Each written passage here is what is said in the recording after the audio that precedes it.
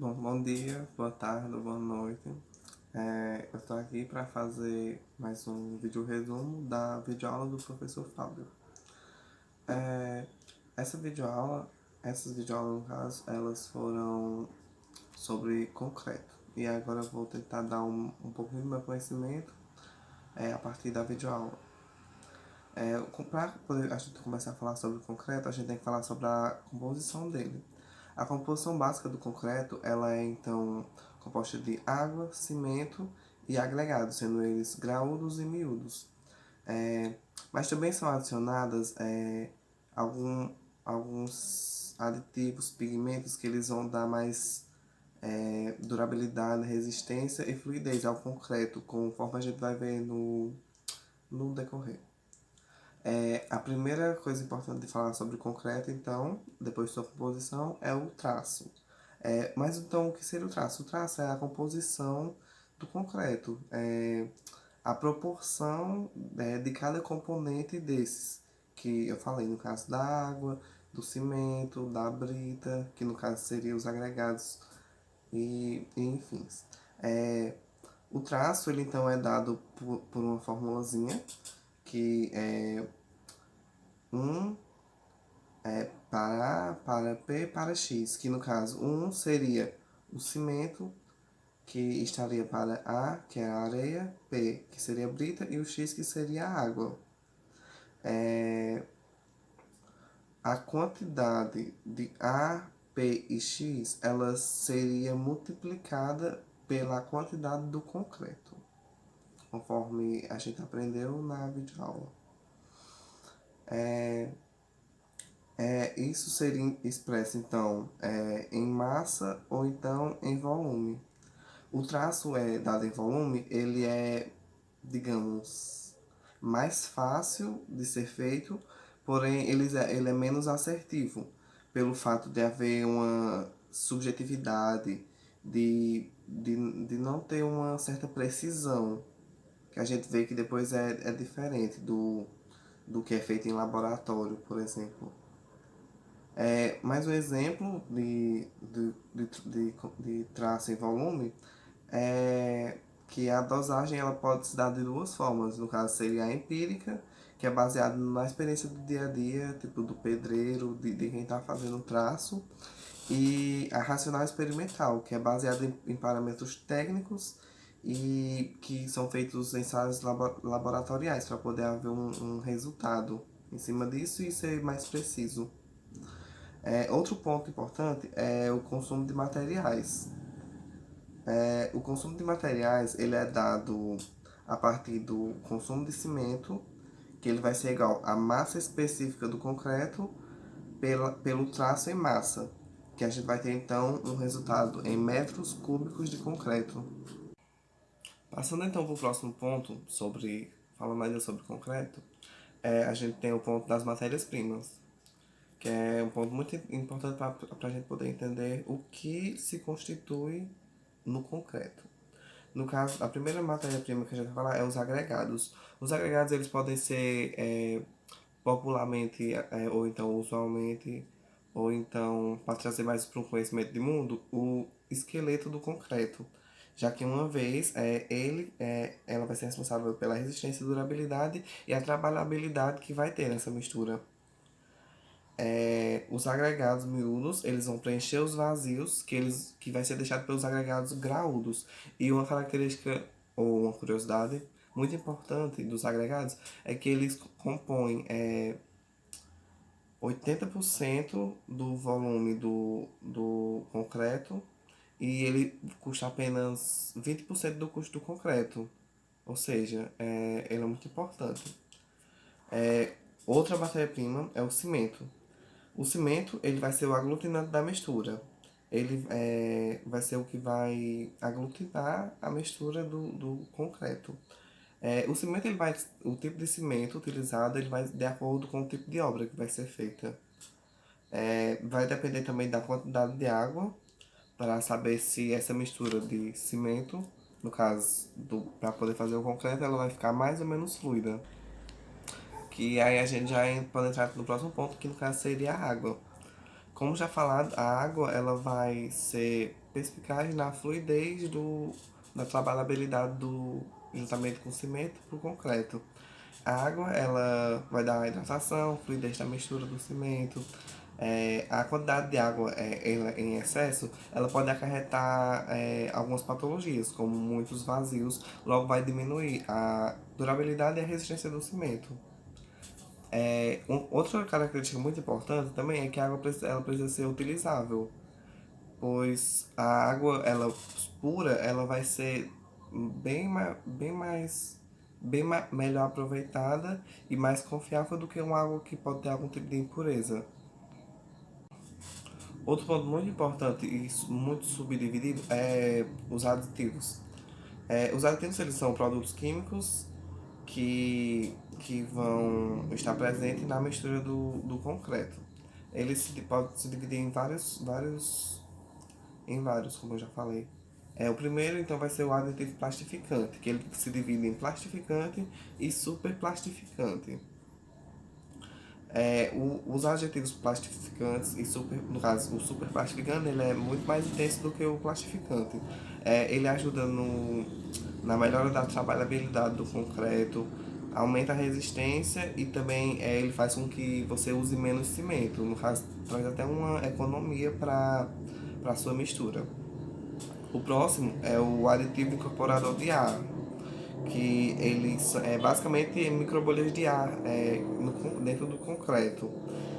Ele também tem várias propriedades positivas, que no caso ele melhora a plasticidade da mistura, ele reduz a segregação e também a permeabilidade do concreto, que isso é um ponto muito positivo. Também, como tudo em excesso é um pouco perigoso, o aditivo incorporador de ar em excesso, ele pode causar, ao invés de causar coisas positivas, ele pode causar menos resistência e até mesmo outros problemas. O próximo é o aditivo retardador de pega. No caso, como o nome dele já propriamente diz, ele desacelera o início da pega do concreto, que é quando o concreto começa a endurecer. Isso poderia ser utilizado para poder prolongar, tipo, levar o concreto de um lugar para outro, para poder adensar e começar mesmo a utilizar o concreto.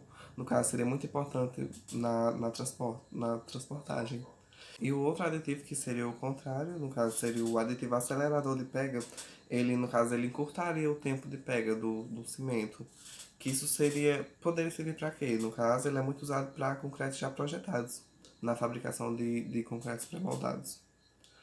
É, Outro aditivo, no caso, seria o aditivo polifuncionais, que no caso seria a influência de mais de um tipo de propriedade no concreto, que de forma geral ele melhoraria a trabalhabilidade do concreto.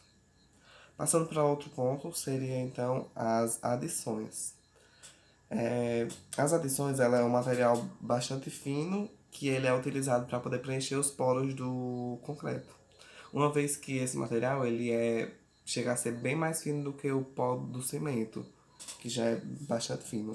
Logo, como eu já falei, ele preenche os poros. Menos poros, no caso, vai ter uma maior resistência e uma maior durabilidade do concreto. Ou seja, seria um ponto bastante positivo da composição do concreto. O próximo então seria as fibras. As fibras elas iriam ajudar na resistência à tração do concreto. Ela daria uma maior ductibilidade e também um menor aparecimento de fissuras, já que seria muito comum aparecer fissuras em um concreto mal produzido. Claro também, como foi dito lá no, no aditivo incorporador de ar, se eu não me engano, as fibras em excesso, ela também pode prejudicar o desempenho do concreto. Bem, passando agora para outros pontos, agora vamos falar um pouco sobre as propriedades do concreto. Bem, as propriedades, elas podem se dar a partir da divisão de duas fases do concreto, que no caso seria o concreto fresco e o concreto endurecido. O concreto fresco é o momento do concreto que é adicionado água à mistura, do momento que é adicionado água da mistura até o momento de pega. Esse momento é chamado de concreto fresco. Ele pode, nesse intercalar de tempo que o concreto ele pode ser misturado, transportado, lançado e adensado. Um ponto a se falar a partir do concreto fresco é a segregação. A segregação, elas são vazios que eles podem comprometer a durabilidade e a resistência do concreto. Ele acontece por causas diferentes das diferentes massas específicas do concreto, de cada uma das misturas do concreto. Ele pode se dar a partir da separação dos agregados graúdos da argamassa do concreto e também de uma parte da água que ela sai da mistura, que no caso ela é chamada de exudação. Ele pode ocorrer durante o transporte, o lançamento ou o adensamento. Ele pode ser causado por um traço mal feito, por um excesso ou a falta do adensamento, ou então de água, ou então até mesmo por causa da altura da queda do concreto. Outro ponto a deixar destacado também é que o adensamento ele em excesso ele também pode provocar a segregação, como também a falta de adensamento, né, como já foi falado. Outro ponto a se considerar, então, é a trabalhabilidade. A trabalhabilidade, então, seria o bom manuseamento que a gente vai ter com o concreto. No caso, seria fazer com que ele não segregue durante o transporte, o bombeamento, o lançamento, o adensamento. Também ela é muito importante para a resistência do concreto, quando ele já está endurecido, logicamente, né? E também ele pode variar em três formas. Com o tipo de construção, vai variar a trabalhabilidade necessária, com o método de lançamento e com o grau de armadura da peça estrutural. Bem, alguns fatores então que eles podem alterar a trabalhabilidade seriam os próprios componentes do concreto, no caso água, agregado, cimento e os aditivos. A água ela poderia, como já foi falado, ela altera a fluidez da mistura. No caso, quanto mais água, mais fluida seria a mistura. Os agregados, então, eles vão afetar de acordo com o seu tamanho e de sua forma da mistura. O cimento, por exemplo, se eu coloco muito cimento, a mistura ela vai ficar muito pegajosa e também vai reduzir os atributos que seriam dados a essa mistura. Os aditivos, então, um exemplo de afetamento, no caso, seria um aditivo plastificante ou então superplastificante, que ele iria melhorar a trabalhabilidade da mistura.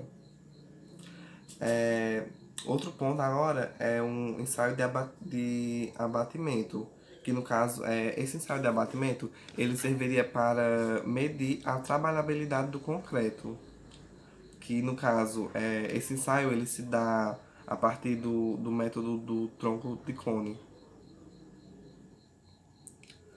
Esse método, também chamado de slump test, ele vai avaliar a consistência do concreto para poder dizer qual seria a sua trabalhabilidade.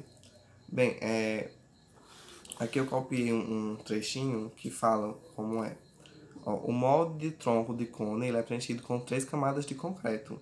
Cada camada ela vai receber 25 golpes com uma haste metálica. Após isso, o cone é erguido e o concreto é liberado. A dimensão na altura no centro da massa de concreto após a retirada do molde é o resultado do ensaio. Ou seja, a gente vai fazer todos os testes para poder dizer qual seria a trabalhabilidade do concreto. Passando agora para o concreto endurecido, no caso o concreto endurecido ele seria o concreto depois do fim de pega. Que aí uma característica muito importante, que no caso seria a mais importante do concreto, seria a sua resistência à compressão. Que é nessa resistência à compressão, ele é empregado um estudo que ele vai dizer a dosagem e o cálculo de dimensão de, dessas estruturas do concreto. Vai ser importante então para avaliar a estrutura. E como é que a gente vai avaliar? A partir de corpo de provas. Esses corpos de prova eles são feitos em moldes cilíndricos que ele vai ter de tamanho 2 vezes o seu diâmetro. Bem, nessa moldagem, a gente vai ter duas camadas. A gente vai colocar a primeira camada do concreto, aí vai ter 12 golpes, e a partir daí vai ter outra camada. No caso, duas camadas com 12 golpes cada, até preencher o cilindro. Aí, a partir daí, eles são armazenados em um lugar limpo e seguro por 24 horas. Após, eles são transportados para o laboratório para poder ter a cura do concreto e são imersos em câmaras úmidas até haver a sua ruptura. É, no caso, até ele ser retirado do corpo de prova e que fica lá por 7 a 28 dias e é levado à prensa.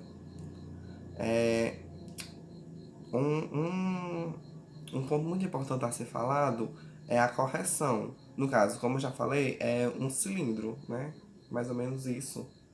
E para ser bem exato, é, há um corte na superfície superior, ou seja, tem o cilindro, aí é colocada a primeira camada, 12 golpes, segunda camada, 12 golpes, até que passe um corte na sua superfície para que ele fique no tamanho exato, para não haver nenhum erro quando for na hora de fazer o teste da resistência. Bem, a resistência à compressão, então, ela é dada pela força axial de ruptura pela área da seção transversal do corpo de prova, que seu resultado ele vai ser dado em MPa. Agora, falando de outro ponto, seria a relação água-cimento. Na relação água-cimento, ela vai ter uma influência na trabalhabilidade, na resistência, na durabilidade e na permeabilidade do concreto. Ou seja, quanto maior essa relação água-cimento, mais fácil será de trabalhar. Quanto maior ela, também, consequentemente, no caso, se tiver, por exemplo, for desregulado, tiver mais água do que cimento, vai haver menos resistência do concreto, mais por, porosidade e, consequentemente, mais permeabilidade e assim sucessivo. Como eu já falei, um excesso de água ele pode trazer mais poros e diminuir a resistência. Aí é que a gente vai trazer a lei de Abrams, que essa lei ela fala que quanto maior a quantidade de água e menos quantidade de cimento, a mistura ela vai ficar menos resistente. Logo, o concreto, se ele chegar a ser feito, ele vai ser menos resistente. E em relação ao excesso de água, Nivelle e Brooks, eles falam que 5% dos vazios eles vão ser igual a 30% da resistência do concreto. Ou seja, o excesso de água, que é o que causa poros, no caso, consequentemente, os vazios, ele pode diminuir uma porcentagem muito considerada, porque de 100%, 30% de uma resistência, ela é muito considerada. Então, a partir daí, a gente tem outro ponto que é os poros interconectados, que são poros que, como o nome já diz, eles se conectam com os outros. Isso vai trazer uma maior permeabilidade do concreto.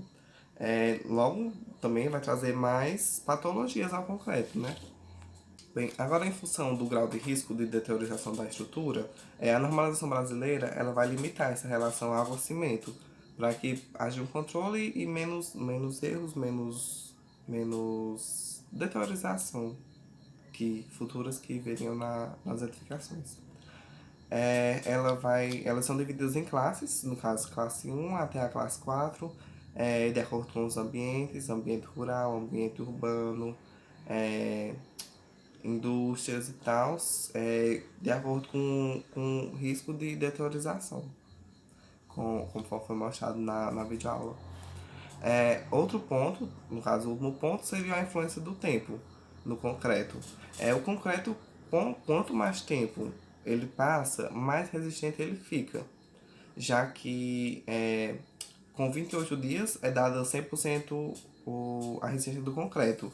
Porém, com o passar de mais alguns dias, ele sobe até 100 e alguns quebrados. Só que chega num determinado momento que o concreto ele cresce um pouquinho a mais de 100%, mas aí a partir do 100, ele passa a ser linear.